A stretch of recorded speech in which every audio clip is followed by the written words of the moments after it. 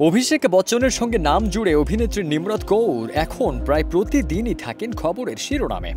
নেটিজেনদের ধারণা নিম্রতের জন্যই নাকি ঐশ্বরিয়া ও অভিষেকের দাম্পত্যে অশান্তি। ঠিক এরই মাঝে সোশ্যাল মিডিয়ায় ভাইরাল হলো নিম্রতের একটি ছবি।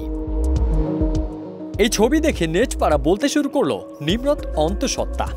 কেউ কেউ আবার বলেই দিলেন নিম্রতের গর্ভের সন্তানের বাবা আর কেউ নন, অভিষেক বচ্চন।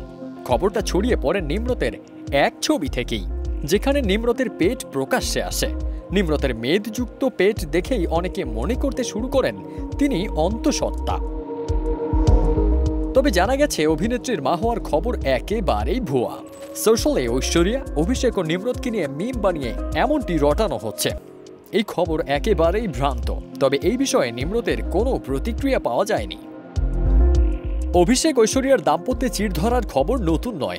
এর মাঝেই গুঞ্জন ওঠে অভিষেক বচ্চনের সঙ্গে নাকি সম্পর্কে জড়িয়েছেন নিম্রত কৌর। এর আগে অভিনেত্রীর নাম জড়িয়েছিল রবি শাস্ত্রীর সঙ্গে।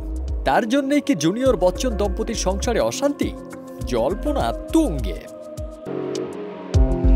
নেটপাড়াতেও ঐশ্বরিয়া রায় এবং নিম্রত কৌরের তুলনা টেনে ট্রল মিমের পাহাড়। অভিষেক ঐশ্বরিয়ার সংসার ভাঙার জন্য অনেকেই নিম্রতকে দায়ী করেছেন। সেই প্রসঙ্গে মুখ খোলেন অভিনেত্রী। সম্প্রতি সিটাডেল হানিবানি সিরিজের স্পেশাল স্ক্রিনিংয়ে উপস্থিত হয়েছিলেন নিম্রত। সেখানে সংবাদ মাধ্যমের মুখোমুখি হয়ে সরাসরি জুনিয়র বচ্চনের সঙ্গে সম্পর্কের কথা মুখে না আনলেও নিজের প্রেম জীবন নিয়ে কথা বলেন অভিনেত্রী। তিনি জানিয়েছেন, আমি সিঙ্গেল, কোনো সম্পর্ক নেই। পাশাপাশি সিঙ্গেল মেয়েদের ঘুরতে যাওয়ার বিষয়ে পরামর্শও দিয়েছেন তিনি।